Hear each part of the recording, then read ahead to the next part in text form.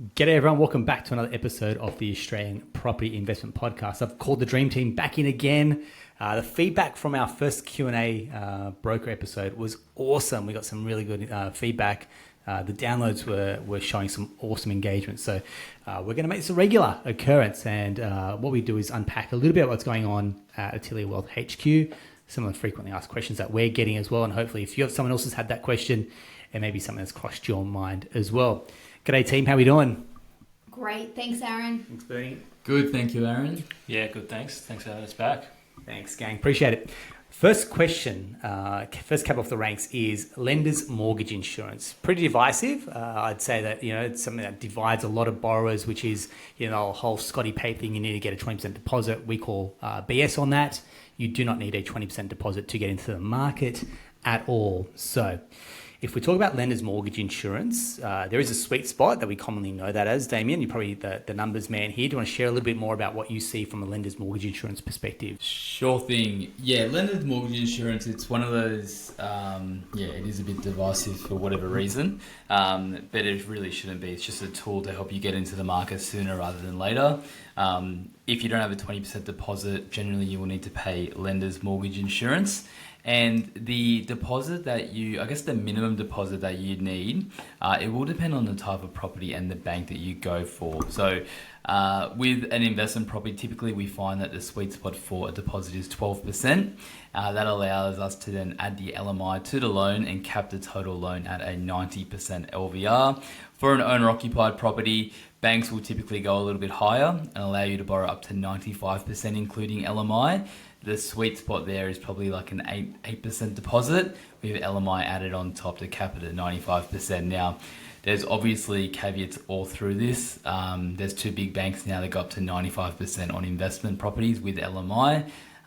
There are some lenders that don't go above 90 even for owner-occupied properties. So it does change depending on the lender, depending on the property. But yeah, I don't know why there's such a big hate towards LMI. I think it's just a tool that we can use. And if you don't have access to a guarantor or a 20% deposit, it's the cost of doing business, but what's the cost of waiting and sitting out of the market? It's probably a lot bigger. Yeah, I'll tell you the exact cost because I got these numbers the other day. So I'm going to whip around and explain to everyone the true cost of waiting according to Jay Pace. So if you checked out Jay Pace's episode last time, he kind of ran through these numbers, which were astronomical. He's just sent me through an update last week. So shout out to Jay Pace for this one. The numbers leading the pack, I want to go out to everyone. Who do you think is leading the pack for capital growth at the moment? In terms of state? State? City? I'll go WA. Nate? Yeah, Perth.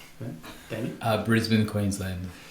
Right. So the median increase week on week is $2,900 in Perth, $2,500 in Brizzy, $2,000 in Adelaide, $1,900 in Sydney, and Melbourne is $400 a week.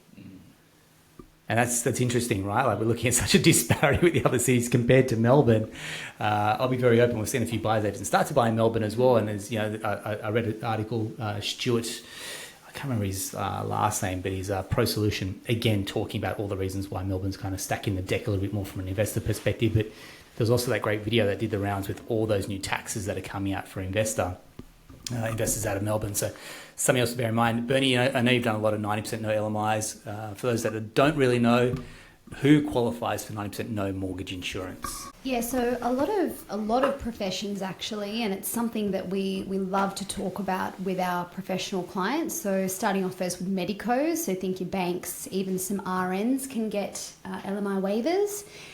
Then you look at your professionals such as accountants, solicitors. With some banks, they also qualify. Nate, I'm sure you can add some to the list as well. Yeah, so on top of medical and accountants, so we can look at legal professionals as well. So some of the banks will have income caps as well, just to keep note. So for example, 120k with a particular bank you'll need to earn over to be eligible for the legal professionals. Now, nurses also with one bank who can now access LMI waivers earning over 90k a year, which is a new policy, which is great because not a lot of nurses have had access to LMI waivers in the past. And just on that, just to confirm, it's registered nurses that are eligible. So you do need to have that qualification. But yeah, I think with the LMI waiver, if you qualify, taking advantage of it, it's just one of those little extra bonuses you get for getting yourself into that type of qualification. And it can go such a long way. We see when people have access to these LMI waivers, what they can do with their portfolio is incredible, because you can take the need for a 20% deposit or a 12% deposit and paying LMI to just straight 10. No LMI, rates at 80%. Lower rate means more borrowing. No LMI, stretch out your equity. If you're in an acquisition phase, you can really buy a lot really quickly. So if you think you might be eligible, reach out.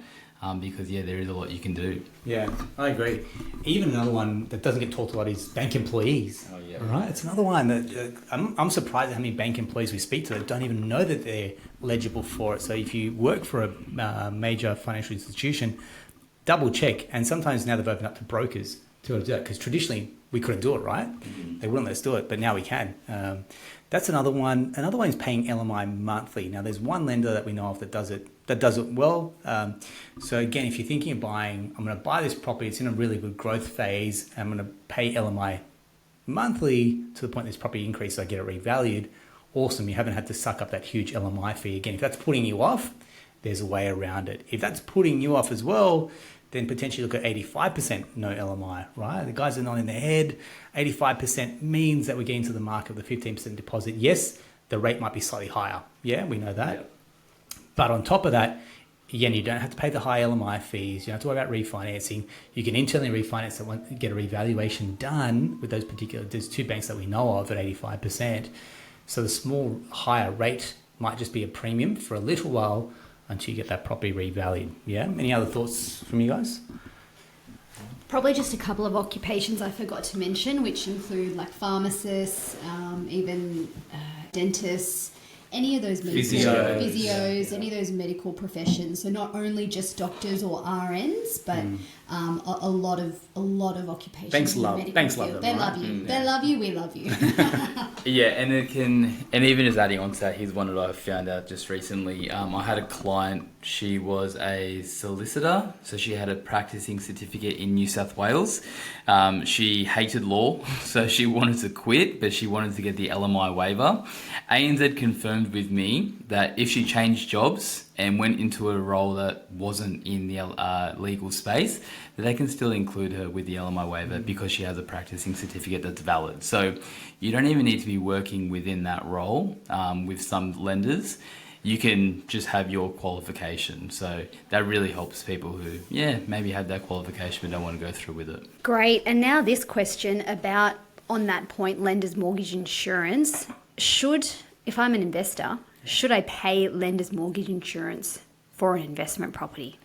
Yeah, thanks. This is one question that comes up pretty regularly for us. And I'd say, why wouldn't you? If it gets you into the market, and again, we see these numbers here, that growth week on week, waiting to save for a 20% deposit sounds mad. You pay the mortgage insurance, you get into the market quicker.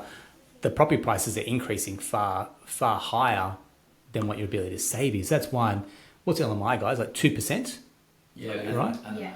2%. How many times have we got a client to settlement and the property's generally increased in value? So by the time they've gone to settle, I'm like, geez, mate, you've literally made that 2% back in that gain, particularly where some clients are buying those really fast growing markets. So I think, again, for investors, if you want to scale, there are some traditional norms that you have to challenge, and one is mortgage insurance.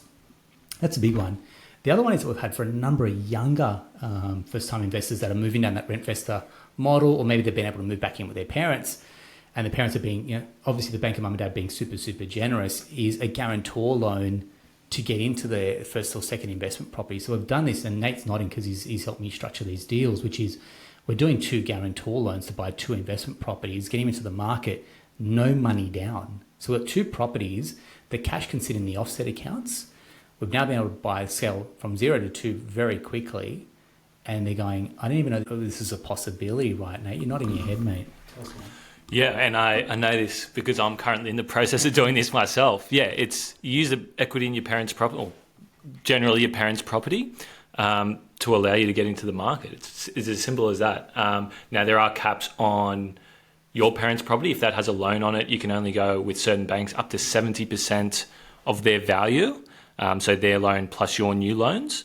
But yeah, what Aaron said, just allowing you to keep access to your cash, parking it in the offset account rather than, putting it into a property that you may sell in the future, keeping access to that cash and getting cash flows through your offset account. Cool, thanks very much. One thing that's probably surprised us is the turnaround times. Like if you're listening to the media, you'd be thinking that hardly anyone's buying. This is a terrible time to buy. Rates are super high. What yields are investors getting? Right now, Google search terms are showing searching for investment properties are higher than what they were in the peak of COVID. I just can't get my head around that. And if you're listening to the media going, this is a terrible time to be buying or investing, actually knows the case. One of the lenders that we've got that specialise in investors in terms of borrowing capacity, what are they sitting at, guys? Like 15 business days? 18. But the boys are nodding. It's crazy. And then you look at other lenders that, particularly in the, straightforward deals, your major banks, their turnaround times are pretty normal, right, guys? I mean, Damien, you're right at the coalface when it comes to turnaround times. What are you seeing at the moment? Yeah, so definitely where lenders, where their potential calculations on how they work and how much you can borrow, if they're leaning on the more lenient side, as in they can give you more borrowing, they're tending to blow out in their turnaround times. And just like Aaron said, if everyone's searching, how do I buy an investment property? Rates are high. People are thinking, well, that's counterintuitive. Well, when rates are high, borrowing's low. So where do you have to go? To a lender that has a higher borrowing power. So with those types of lenders, we're seeing their turnaround times blow out 15 to 20 business days for pre-approvals, for purchases. To be honest, it doesn't matter what it is. Once it's in that bank system, they can't do anything until you've ticked off those days. We're seeing some of the bigger banks, since COVID, when we did have that lending explosion, they did hire a lot of people. They kept them on. Their turnaround times have remained fairly steady since they got over that sort of peak of lending. But definitely, if there's a lender with a niche, especially a niche that's targeted to investors, we are seeing such a influx of investor inquiries into our business. We're only one business out of we're four brokers out of 18,000 brokers. I can only imagine how much more is happening out there. And I've actually got a question for you, Aaron. So one of my clients came to me, and it's something fairly common that we're seeing where in their 40s, they've paid off their home, they've done the right thing, they've smashed their home loan down, they've got a lot of equity, and now they're just starting to get into the investor sort of market. They're doing their research, they're talking to buyers agents, they want to start investing, but they're a little bit nervous about using the equity in their home. What would you say to someone who's maybe a little bit nervous about, tapping back into their house, to their home where they live? Yeah, thanks very much. We get this question consistently from people that are paying down their home loan or have huge amount of equity there, and they just don't want to touch the equity in my home. And my first question is why? And generally, it's come down to a horror story. I just don't want to. I just want to leave my home out of the equation, and it's probably got to do with the bad rap that cross securitization or cross collateralization has. So, if it's a new term to you, it generally means that the bank's going to take the home and then use that and link it to the next investment property, which generally has its own issues. When you go to sell, you got to uncross the debt. I've got to tell you right now, we've been doing this, guys, for 8 years as Atelier Wealth. I've cross-securitized one investment property just because they want to get the lowest rates. That was all it was. They wanted to buy one investment property, no more, and we did that purely to get the lowest rates, and we could uncross the properties anyway. To me, I'm like, there's no lazier way to structure a loan than to cross-securitize properties. We keep them all independent and separately. So I'll go back and answer the question very easily. I don't want to use the equity in my home to buy an investment property. So what are you going to do? Use cash? That's absurd. You're going to use cash to go and buy a property that has the tax benefits attached to it. Sometimes I can't talk people out of this, but I can talk them a way around their fears. And the fears generally come from, are we going to lose our home if something happens to this investment property? No. So that's one part. The next part really is around this fear that they've got to pay down the mortgage before they can go off and buy an investment property, right? It's like, no, we can still run this concurrently. You can still pay down your home loan actively why you go off and buy an investment property. Because here's the thing, you're going to wait for the next 5-10 years before you start paying down your home, or in that next 5 to 10 years, we put that equity to work, and you go and buy investment properties that increase over the next 5 to 10 years. Potentially you could sell those down, extinguish your home loan. You haven't had to work as hard to pay off your home as well. So I really put it back out to someone, or if you've heard this from someone that says, I don't want to use the equity in my own home, we have to challenge that, because it's lazy equity that's a gold mine that should be put to work, is my opinion. Bernie, what are your thoughts? Yeah, I agree. And I think when I first started as a broker, I actually held that view. I was like, no, I should pay down my home first. So I was one of those people. But seeing now, having been in this industry now for 8+ years, the power of property, and for you to have, if we had bought even more properties back then, where we would have been 8 years on would have been a completely different trajectory. And the power of those investment properties, one, growing in capital growth, but two, in rental income over a period of time. You then realise that 10-year mark, 15-year mark, whatever your investing time frame is, you can sell off 1, 2, however many, pay off the home loan debt. You're sweet. You've got that flexibility. You've got that ability to make your own decisions. Do I want to leave work, look after the kids? Do I want to travel? Whatever it is. So this one is a big one. Took me a long time to get my head around, but one that I fully endorse. Yeah, and I sort of understand the I guess the cautious side of things. I don't want to lose my house. You know, we don't all have the same framework from where our financial decisions come from. You know, you might have come from a scarcity household where there wasn't that much money around. You've probably gone out and bought your first home. You know, you've raised your kids in there, and all you're thinking is, this is my oasis. This is my castle. I do not want to lose this, and risking it for an investment property, I don't even want to think about it. I guess that's letting emotions drive a decision and not logic or some facts.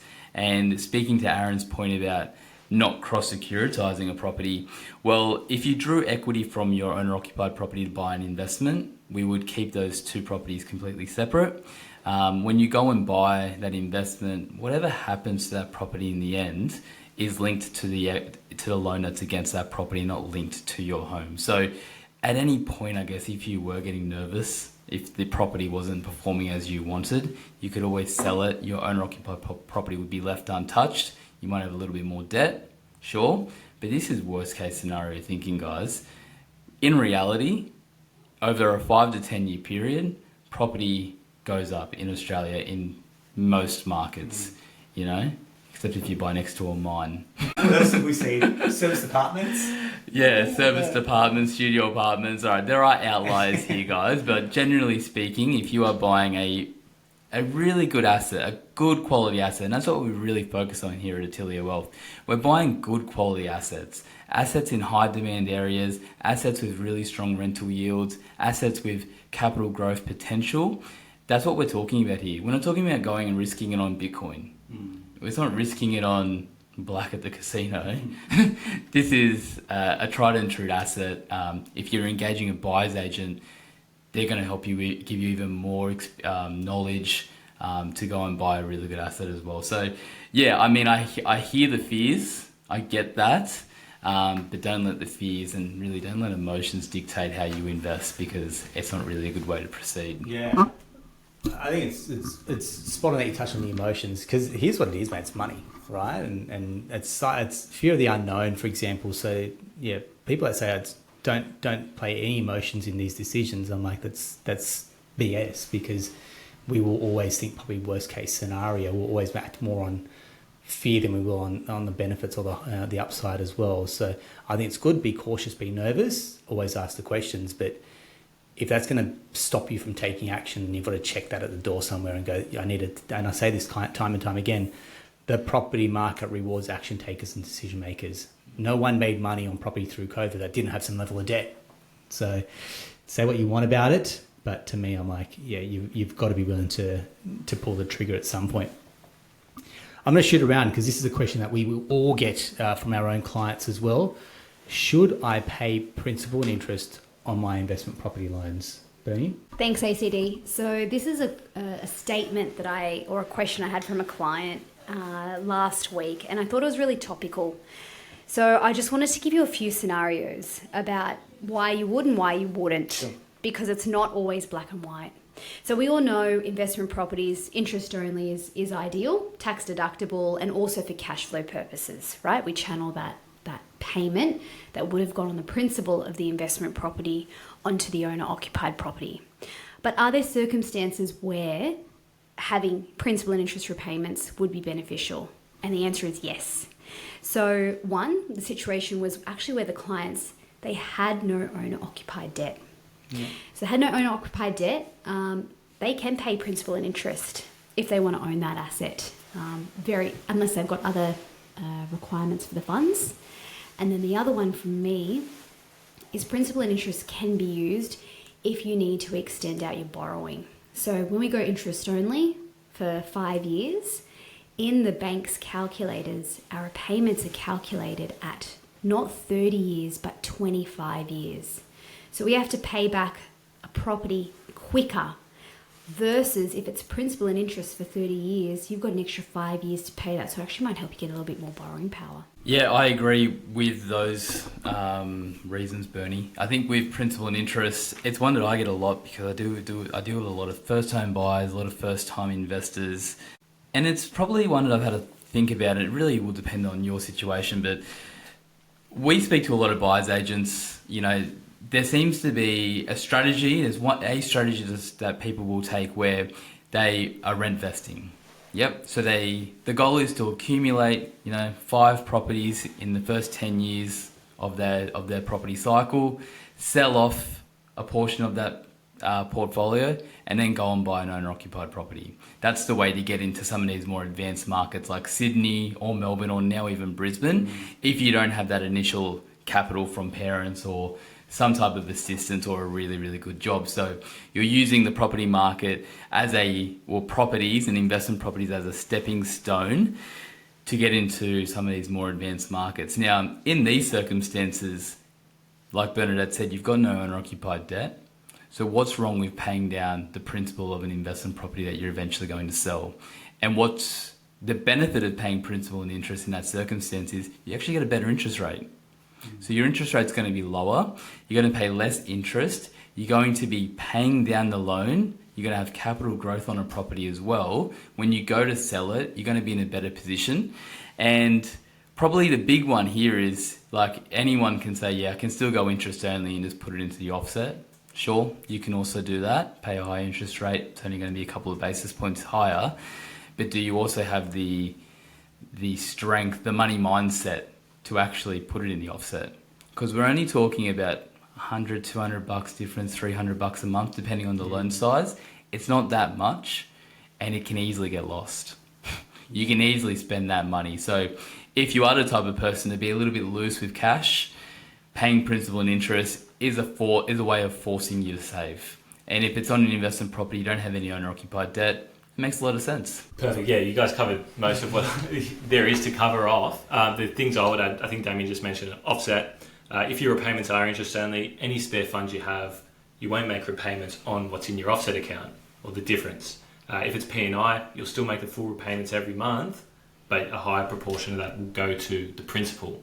Now, P&I, some instances I've seen people go P&I is if they're not in an aggressive acquisition phase, and they can comfortably service this investment property, they'll just go P&I and pay the loan down because they can afford to. Yeah, thanks very much, Nate. I appreciate that. And not too much. My views aren't too different. I'd be big interest only if you can. But if you need to unlock borrowing capacity, switch it to P&I. So my suggestion to every client is start interest only. You can start there and you can easily go to P&I. It's a flick of a pen on a switching form versus if you start at principal and interest, you can't just easily go across to interest only. You've actually got to reapply the loan. So if you're thinking about it, you want to scratch the itch, start interest only, get used to paying the principal repayment on top of that. Try that for a month or two, see how you go. You probably won't even feel the difference, to Damien's point, because it's marginal cash flow at the moment. I mean, back when we started, it was significant. Like those rates were very, very different, and the repayments are very, very different. Whereas now I feel like Gap's really tightened up as well. So that's why investors were always going IO, or interest only. But now this notion to principal and interest does generally help from a borrowing capacity perspective, especially that 5-year interest only period as well. One last point. July is around the corner. This is exciting for Bernie, being an accountant in your past life, and we've talked a lot about the upcoming tax cuts that are coming into play. Bernie, what are your thoughts for anyone that's staring at the barrel of working out how much extra they're going to get? What's your advice to them? Thanks, ACD. Yes, so 1st of July, the tax cuts coming to every Australian household, and my words of wisdom are, please do not plan on how you're going to spend it. Instead, please plan on how you're going to invest it. Yeah, sure. He's already spent the money. He has already spent the money. I have already got my budget ready for the new tax cuts, or the new tax system, the tax rates. But yeah, I think Bernadette's right. I mean, if you are doing it tough, rates are high, it's going to be a bit of a reprieve. So you may get some of those creature comforts back in life. Yeah, you might get to go to the movies, take the kids out. That's what it's there for, to give us a little bit of a cost of living relief. The other one is the HEX rebates that are coming out. So they're changing the way they've calculated how they increase HEX from the CPI, Consumer Price Index, to the WPI, the Wage Price Index. So we're going to see a lot of the students get rebates from the CPI increase that they got from 2023, I believe. So expect that to come through. Yep, invest it. If you're doing it tough, go and have some fun. Yeah, I'd say, along with what Bernie said, plan on how you're going to invest it. Borrowing capacity should go up, more take-home pay. Mm-hmm. So speak to your broker if you're looking to get into the market. Now, you've been very quick to pass over the mic, but we were just talking about HEX a minute ago. I understand you bloody paid off your HEX, didn't you, Nate? Yes, I did. Big chunk of change going out of my savings account, but yeah, I had to do it before I got indexed again. But yeah. Because if you didn't hear our last Q&A, we did speak about the impact that HEX has on borrowing capacity. Nate's just mentioned that he's looking to buy. He did his own numbers and realised that, paying out HEX was going to free up more borrowing capacity as well, and he had the cash to do it. So, mate, well done to you. And I'm looking forward to see what your purchase looks like in the future as well. But yeah, for me, these tax cuts, the sugar hit will be to spend it. And whereas I feel like, mate, we've gone through these tough times, we've got used to it, grind through it would be my suggestion. If you are struggling with cash flow and you're a property investor, and that means you've got one property or more, we've spoken about PAYG tax variations as well. So if you need that cash flow back into your back pocket, don't wait for July. Speak to us, speak to your accountant, for example, find out how to do a PAYG variation on your investment properties. That again can be just that extra little hit of cash flow that you're looking for to help free up a bit more income, that you're not feeling the pain of holding those investment properties as well. And just a quick little fun bit, just when you said property investor, one property or more, I had a client, I asked him about his initial fact-finding call, and I asked him, tell me about your portfolio, your property portfolio. And he goes, I don't have a portfolio just yet. One owner-occupied, one investment property. There you go. I would say it's a portfolio. Absolutely. What would you say, Aaron, the definition of a property portfolio is? Is it one owner-occ, or do you need a couple? A portfolio, I mean, if you had a share portfolio, you had ownership of like CBA shares, I've got a share portfolio. I think the other part to me is it's more the mindset. Yeah. That's what I take away from that. And you know what he said? I don't have a portfolio yet. I'm like, these are the type of people that we love talking to, because they're thinking big and they're going, it's going to happen. It's just not happening to me right now. And for it to be a portfolio, we're talking 5-10 properties in this client's mind. And that's what people think. It's like, actually, we've had heaps of clients that have bought 3, 4, 5 banging properties. They don't need 10 because they don't want the headache, but they've bought quality, say, over quantity. Mm-hmm. And we're big on that as well. So to me, it's like when we spoke about atomic habits. You can choose to see yourself as an investor, and you do the things that investors do, which means I hang around people. I know my borrowing capacity. I know what these land tax issues are going to be. I'm going to pick the brain of more successful people versus, I think I'll buy a few more properties. And then that's the people that kind of just squirrel away, and they had hopes and dreams, but they faded because, managing 3 properties with property managers got a bit tough for them. But yeah, I'd say to your point, mate, where we love when people show up like that. because we know we've got to match that energy going, I see where you're trying to get to, mate, let's put the foot on the accelerator to help you get there as well. So on that, can I ask the question then for everyone in the room? What is a property portfolio to you? If you get to this many properties, how many or maybe as well, what are you working towards? More. I'm always working towards more. So for me, look, I definitely want a portfolio that at some point can supplement our income. I'm not looking to replace my income. I think that's the difference. I do enjoy what we do. I think it gives us a pretty good lifestyle. Not the fact that I can spend a lot of time not working, but I think it can give us a way to springboard our wealth into property. So that's how I look at it. So to me, I want to build a portfolio that can supplement our income, so I could probably choose to work a little bit less and less intense. And it's going to give me choices in and around. I think I might have said it before. My ideal life plan is to live in overseas cities for a few months of the year at some point in the future with the kids. That's Italy, that's Bali, it's New York, and some really awesome. I think that's what property can afford me to do it in the future. Yeah, for me, I think what Aaron said is, financial freedom is the ultimate goal when you're investing in property. Me personally, I'm just getting started on my journey. I tend to just go with the flow. I'm just doing what I can at the moment. Hope to, eventually acquire even more and, get to that point of financial freedom. Nice. My goal would be to, have an income source where I don't have to work. I think it'd probably be to supplement my super. So super's ticking away. I'm pretty happy with how my portfolio is growing. I think everyone is at the moment. I think everyone's getting 10, 12% growth. We're not doing too much, but you feel pretty good when you look at your annual statement. Look at your annual statement coming up in 1 July. But I think it's about getting assets that are income producing, because I've only just recently bought my first home, and the realization that this home just costs me money. There's nothing that it's giving back to me until I sell it. So living there is going to continue to cost me money. If I can get an investment property, 2, 3, 4, say the amount you need, that's going to, after I've paid off the loan, start to give me income. That's really what I want. I want an income producing assets. I want to probably to supplement my rates and water bills, to be honest. But when I do retire, but there's going to be a point where you need to retire.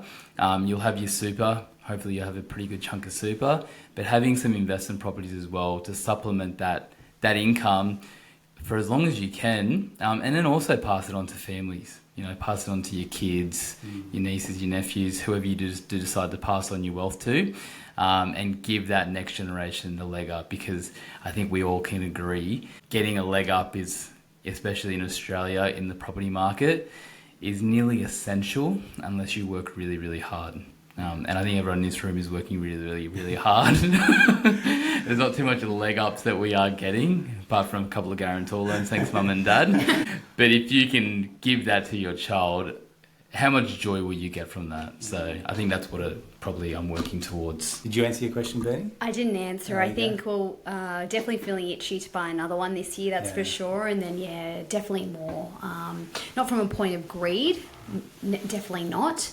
And not to say, hey, this is my number, but definitely like the boys have said, that financial freedom, that supplementing of income, and just knowing that while I sleep, that those properties are earning for me. Yeah, I think we were having a chat just over lunch, and we're talking about how much the Woolies CEO made, right? Like, he brings extreme value. We got no qualms with that. But I'm like, you could do that with a property portfolio and not have to work as insanely hard as some of the CEOs do. We see it down in portfolios. Clients are doing some exceptional heavy lifting on their portfolios that don't have to fly around the country all hours working, non-stop, trading their time for money. Instead, they've got assets that are producing income while they sleep. I think that's where I want to leave it today and just go, look, if that sounds like you, we are offering investors of two camps a way to help them out. So if you're a new investor and you want to work through a property plan with us, i.e. how much can I borrow, how much can I scale my portfolio, awesome, reach out to us. If you're an experienced investor and we haven't worked with you and you want to pop the hood on your portfolio, go, how much equity am I leaving here? Can I get valuations done? Can I buy my next property, whether that's in my personal name, through a trust, through self-managed super funds, for example, reach out to us and let's find a way to supercharge your property portfolio, because there's nothing worse than equity and borrowing capacity going to waste. I hope you've loved this episode. Again, please just reach out with those messages. We're loving it. And until next time, take care.